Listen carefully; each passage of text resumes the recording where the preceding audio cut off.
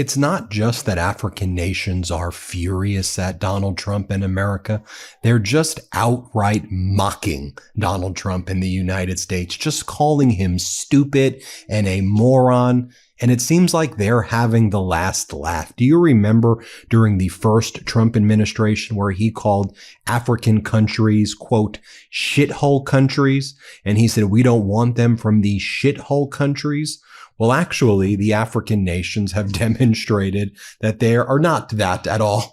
They are actually vibrant and thriving nations that are leading the way when it comes to tech, when it comes to internet, when it comes to AI, when it comes to major hubs of innovation and sovereign, powerful nations that are respected in the rest of the world. And Donald Trump's worldview is utterly pathetic. And we're seeing how in France, they are courting these African nations across the continent. We're seeing how China is courting African nations. And for nefarious ways, we're seeing how Russia is courting African nations. While Donald Trump has South African President Ramaphosa in the Oval Office, and Trump is making an utter spectacle, humiliating one of the United States.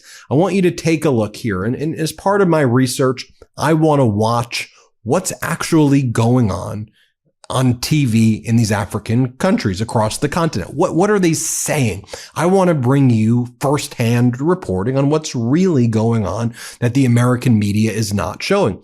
So let's take a look at what white South Africans are saying about Donald Trump spreading white genocide, white supremacist conspiracies about South Africa. Here are the handful of white South Africans rejecting this. And this is the prevailing view throughout South Africa. And watch how they just call Donald Trump stupid. Here, play this clip. Trump is crazy. He is saying all this stuff about white South African farmers getting killed. Oh, yes. Do you know what he did? I have seen that. He showed pictures of random white people that are also not from South Africa. I think there are definitely certain areas within South Africa that they are more target. But in overall South Africa, I really don't think that we are the target at all. Another Nordic resident acknowledged the presence of crime in the country, but denied it was racially motivated. I think there's crime amongst all the people. So, of course, you get the more underprivileged people, and in those areas where there's not so much money, there's more crime. But amongst the black people, there's still crime, also with the whites. For residents of Nordic, the image painted by Trump is not only inaccurate but potentially harmful for the country's ongoing efforts towards social cohesion and reconciliation. And South Africans are rallying behind President Ramaphosa's meeting with Donald Trump. And they also appreciate the delegation that Ramaphosa brought, from bringing the foreign minister from the opposition party, who's a white guy, bringing golfers, white guys also into the Oval Office, and bringing people from Ramaphosa's party as well to present a cool, calm, collected, intelligent vision about trade, while Donald Trump was there looking like an absolute lunatic. Play this clip. I did think President Ramaphosa represented the country well. I thought the delegation, especially that he took over with him, was very strategic. And I thought everyone in that delegation put their best foot forward for our country. Gifts, another Johannesburg resident, said that while Trump's comment lacked depth and historic context, Ramaphosa's response was commendable. Even though I feel like you didn't give enough information about the white genocide in South Africa.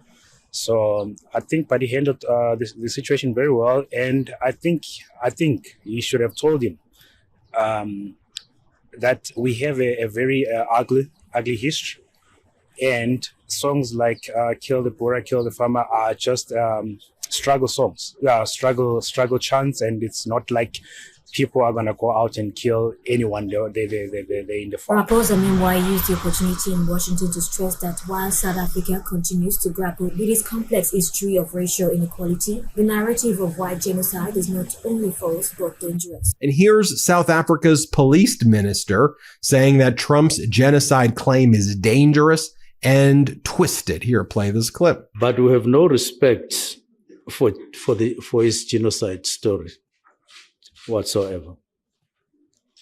It is totally unfounded and totally unsubstantiated.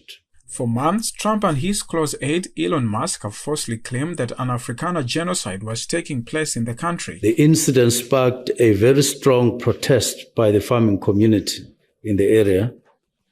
The crosses symbolized killings on farms over years. They are not graves. They don't represent graves. And it was unfortunate that those facts got twisted to fit a false narrative about crime in South Africa. I really would like us to talk about it. The genocide accusation has even been laughed at by white South Africans, its supposed victims. So from South Africa, let's go to the great nation of Botswana. And what are they saying in Botswana right now about the Trump regime, and what are they doing? Well, in Botswana, they want a lot more trade with the EU as a result of Donald Trump's attacks against Botswana with tariffs. You see how Donald Trump's threats are having these reactions. Take a look at Botswana's foreign minister, Fenyo Butali, and here's what he has to say. Here, play this clip. As the Africa Union and European Union foreign ministers pledge to boost cooperation on security and the economy, Botswana has called for Brussels to lead more strategic investments in the country.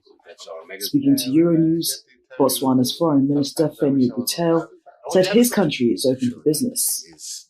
Botswana has been enjoying excellent relations with the EU, and we believe that there is room for us and Europe and Belgium to reimagine these relations and ensure that we improve our trade and ensure that Botswana and Europe benefit mutually from this relationship. Given how many of us are gathered, Butali's call for more trade and investments with the EU comes amid a 37% trade tariff imposed by the Trump administration on Botswana, one of the hardest hit nations in Africa. The country's economy, which is reliant on diamond exports, contracted last year by 3.1% due to weak global demand. Once regarded as one of the world's fastest growing economies, Botswana is, however, optimistic after a forecast suggests an expected 3.3% growth this year. Confronted by the Trump administration's trade tariffs, the world's leading producer of diamonds wants to deepen bilateral trade and strategic partnership with the European Union. Now, as Trump is making an utter fool of himself and the United States, China sees a major opportunity here. So you have Shen Zhang, who's the director for West Asia and African Department of the Ministry of Commerce in China. He's constantly out there on behalf of the Belt and Road Initiative, talking about building out infrastructure throughout Africa. And again, we're seeing these major state visits, like the recent state visit between the leader of Kenya and Xi Jinping. But here, let me show you this clip right here. Let's play it. African countries have seen steady economic development in recent years, with the overall business environment continuing to improve and the willingness of Chinese firms to invest in the continent significantly boosting. Our data shows that over the past 5 years, annual direct investments from Chinese companies in Africa have consistently exceeded $3 billion, with projects spanning a wide range of sectors. In addition, the entities involved have become increasingly varied.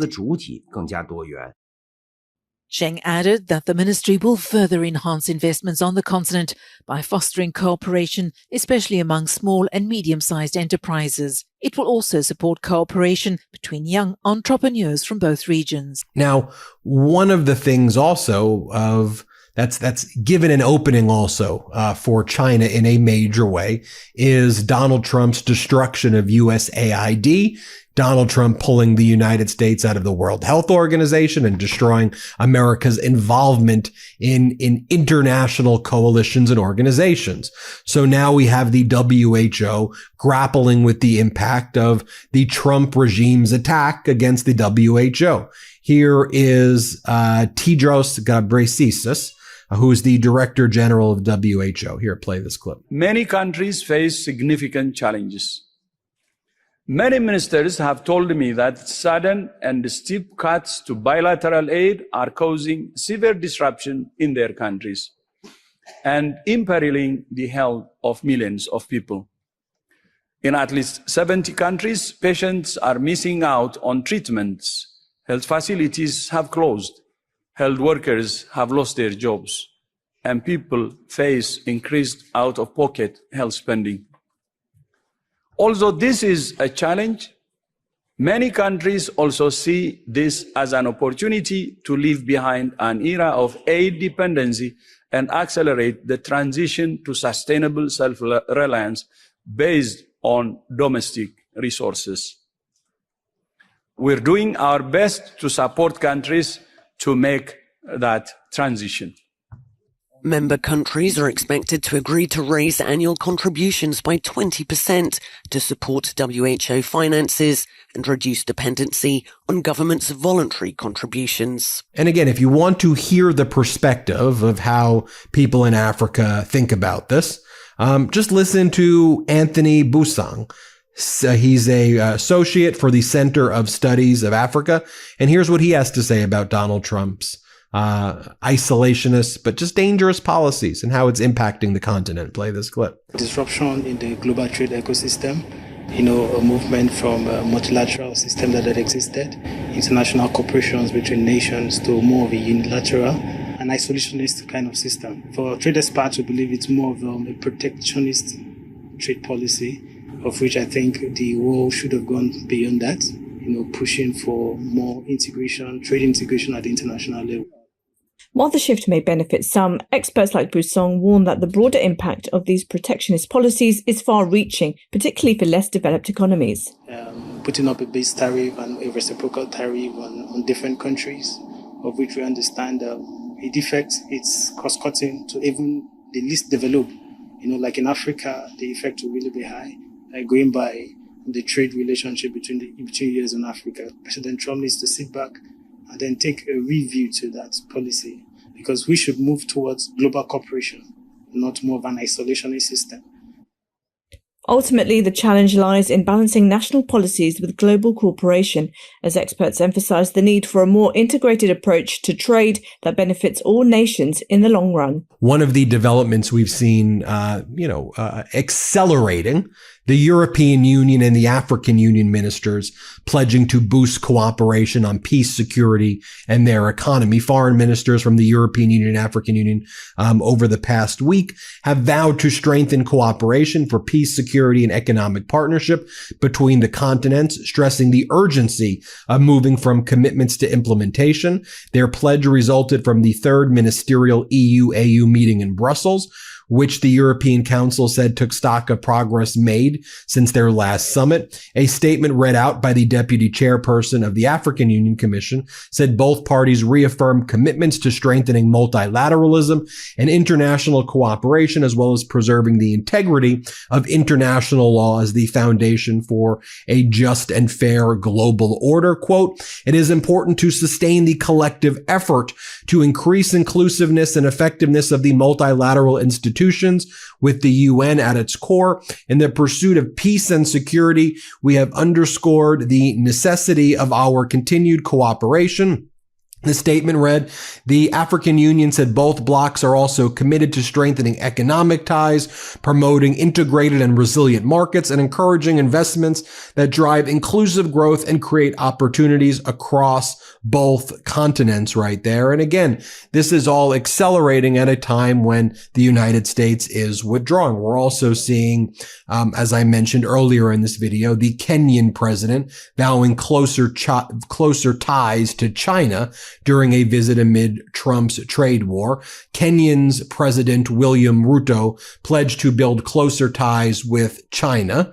Ruto did a 5-day visit to China and talked about really looking towards Beijing and away from Washington. Now, this is a big, big deal because under the Biden administration, Biden had Meg Whitman. Yes, the Meg Whitman, former CEO of eBay and Hewlett Packard, as the ambassador to Kenya, which was a big deal because it showed a great deal of respect for Kenya, for the Kenyan people, and recognizing that Kenya was growing as a major hub of technological advancement, of a place where AI and a place where future innovation would take place. But now Kenya, Africa, all looking at Trump as pathetic, unreliable, weak, antagonistic.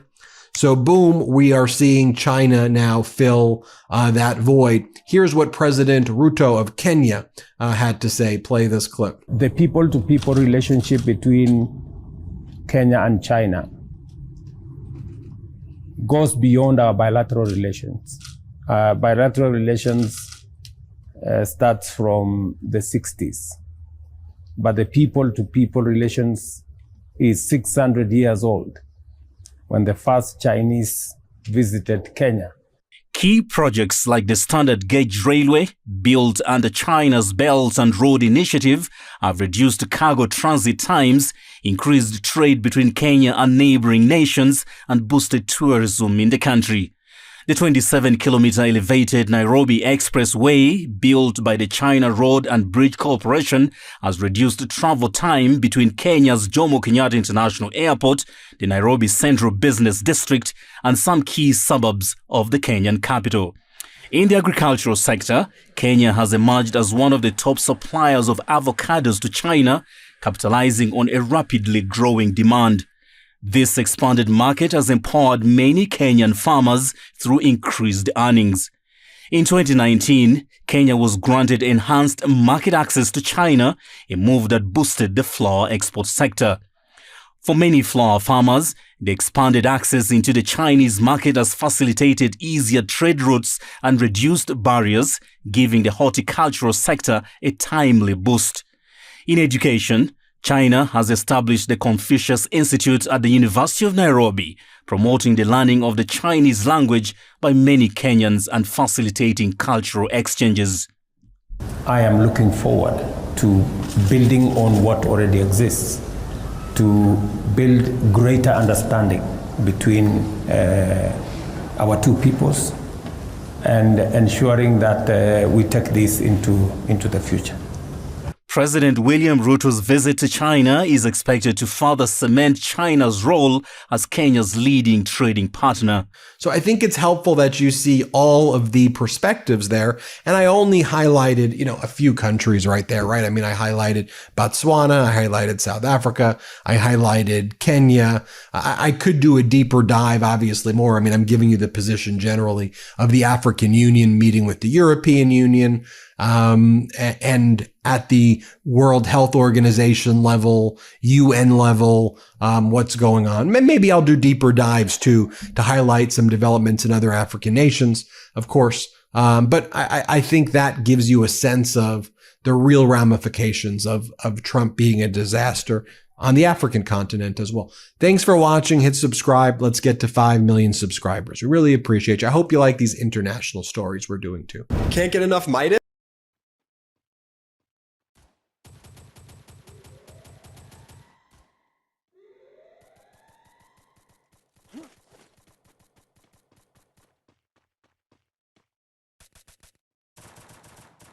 First Doom.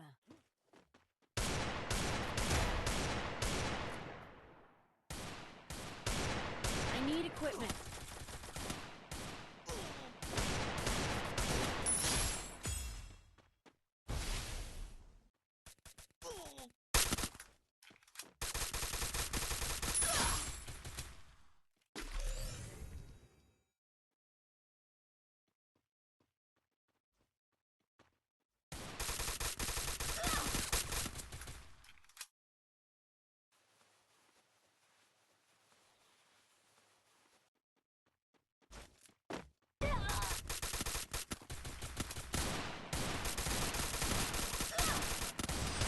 Takedown.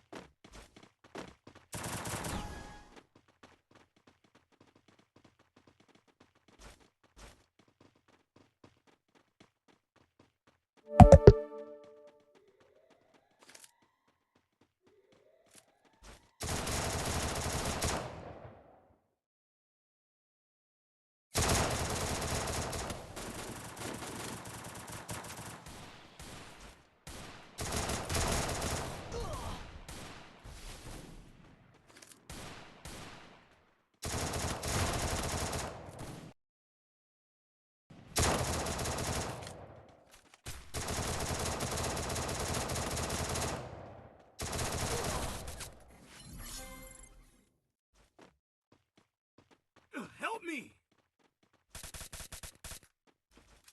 Help me!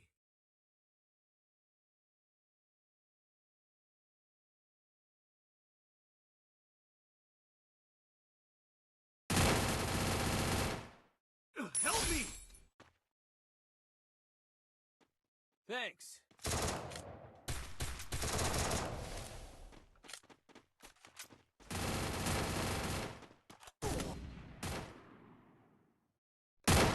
Triple takedown.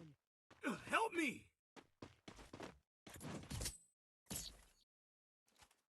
Thanks.